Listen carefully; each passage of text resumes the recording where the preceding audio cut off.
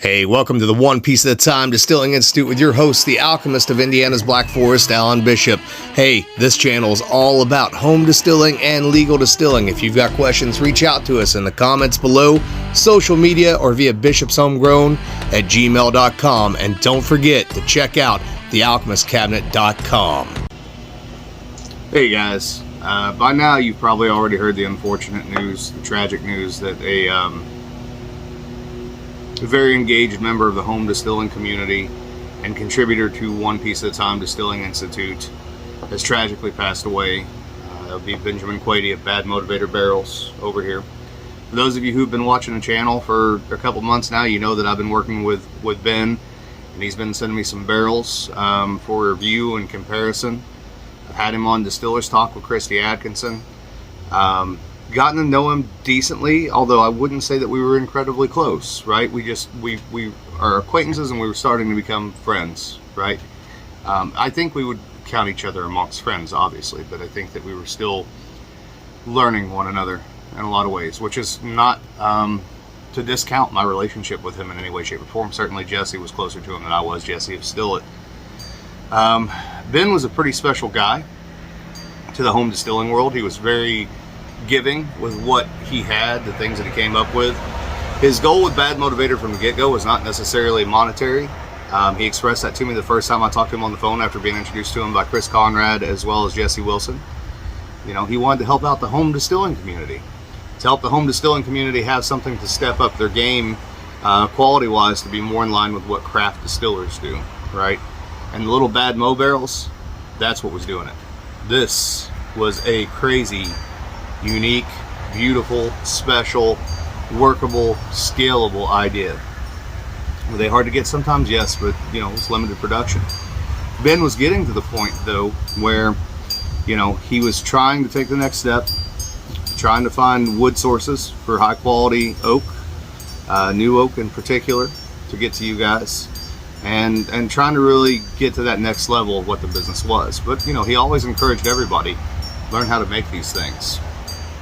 And even, you know, put all the information out there between the video that he did with Jesse at Still It, all the things he said on Distillers Talk with myself and Christy Atkinson, and the various videos that he posted to the Bad Motivator website.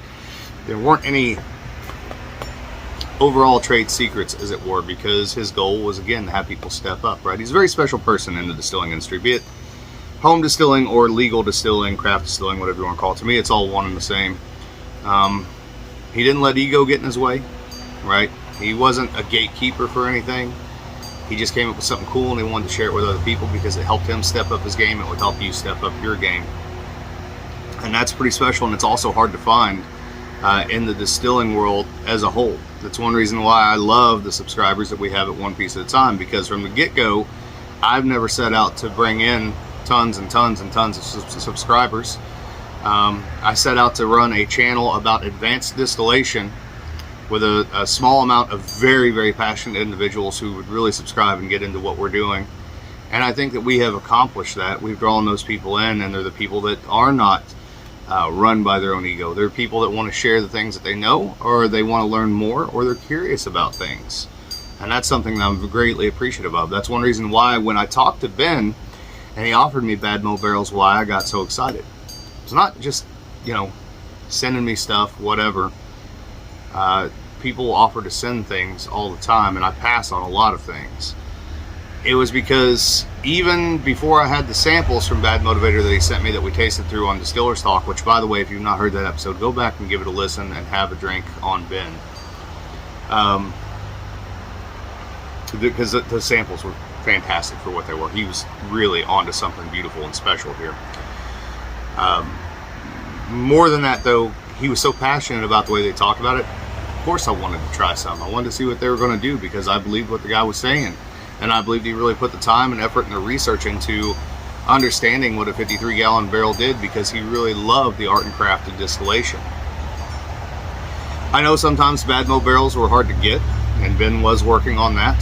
They were having some problems for a while getting the cans, and then they got the cans straightened out, and then they were having problems getting new oak wood. That's something I was working with Ben that I'm working on again now with his new business partners. For those of you who are worried about Bad Motivator, no worries. Bad Motivator will be back. It's in capable hands, very, very capable hands. Discussions have already been had about where that company could go. I'm hooking up the guys that are taking over in Ben's place and you know, running this as a tribute to him and as a business. I'm hooking them up with some oak producers that hopefully they'll be able to work out some stuff. If the two I've gotten them so far don't work out, I'll keep looking and I'll find somebody else, because I believe in Bad Motivators as well, and I believe in Ben. And I believe he had, again, his heart in the right place, and his passion in the right place, and I think he was just one hell of a guy. For those who don't know, I don't know the details, and I wouldn't get into the details even if I did. Ben passed away in what looks like an ultralight accident in Oregon, unfortunately. To his family, I'm so sorry, guys. I know that, you know, in times like these, it's sometimes words can feel pretty cheap, and especially because I will make no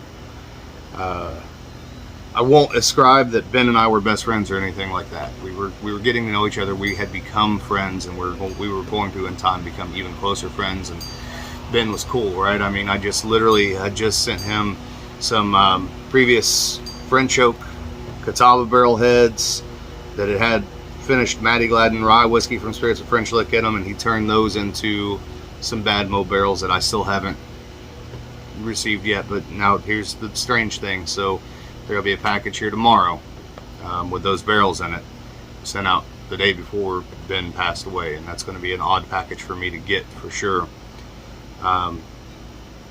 But we bonded over stuff like that, and we had a great time on Distillers Talk, and every time we talked on the phone we had a good time, and we, you know, shared ideas back and forth and thoughts back and forth, and how can you better test these Bad Mo barrels, and you know, what can you put in them, and what are they going to do, and you know, what used oak versus new oak versus, you know, Oregon oak versus I can't even think what the hell it's called, grows out in Missouri, Chinkapin oak, right? Those are the kind of conversations that we had that we enjoyed. But we're going to find out all that stuff, and we're going to do it in Ben's name, just like with my brother Mike Stallings, who passed away last year. You know, I made him a promise, and I made his wife a promise that as long as I'm alive and in the distilling industry, no one's ever going to forget who Michael Stallings is, St. Sparrow. And the same is true between myself and Jesse and various other distillers, you know, as well as Ben's business partners. As long as we're all out here alive and kicking and in the industry in some way, shape, or form, no one's going to forget who Ben Quady was. Absolutely not. That episode of Distillers Talk will live on forever and ever, and all the episodes of One Piece at a Time that featured those barrels, they'll live on forever and ever. This back here was the last barrel that I filled. You can see it's got a little dirt on it, and the reason for that is because that's the barrel that I smoked. And I did get a chance to tell Ben about that process when I talked to him last on the phone just a few days before he passed away. And he goes, "You are going to film that, right?" And I said, "Oh yeah, I'm going to film it." And of course, you know, my filming is nothing spectacular. It's just on a cell phone, and that was a short little, you know, 3-minute video. But the idea was there. Let's do a smoked Bad Motivator, right? And maybe in time there'll be a line of Bad Motivators out there. We'll talk to his folks that are taking over for him and see what we can do. If not, I'll just keep smoking some as they come into me. But nonetheless, guys, there's been some talk between Jesse and I and some other folks about doing some type of tribute in the future, in the coming weeks, and I think that we are going to get there. Suffice it to say that, you know, Ben was into making rum from vanilla sugar, and he was all about people putting a spin on his ideas, which is why he put out all the videos about how to build the Bad Mo barrels and really encourage people to build the Bad Mo barrels. So I think what we're going to do is we're going to use his vanilla sugar base, and I think Jesse's going to take something of his accord to add to the vanilla sugar base and make a spirit and put that into a barrel. And then I think myself, I'm going to do a panella with probably some smoked apple, since that's my thing, and I'm going to do about you know, a third of a barrel to a half a barrel of that. And then Justin Whaley's going to do a spirit of some sort using vanilla, and then Wayne Herbert's going to do a spirit using vanilla, and we're going to blend those, and we're going to go into one of these Bad Motivator barrels that are supposed to be here tomorrow, that are made from a Catawba head that was then used for Matty Gladden bourbon. and it's going to be all the way weird. We're going to go as funky as we can on this project, because why not? It's going to be in tribute to Ben, right? And what's funkier than little 2-gallon stainless steel on 3 sides, oak on the end barrels? That's pretty funky in general. Those barrels for me will be imbued with lots of importance and specialness. They already were important and special. They're more important and special now, because they'll be the last ones of Ben's barrels that he built himself that all have come in, obviously. And for them to come in after the accident was just a very odd thing for me. When those come in, I'll record a little video and put that up. But ramble on for a long time and not really ever say anything.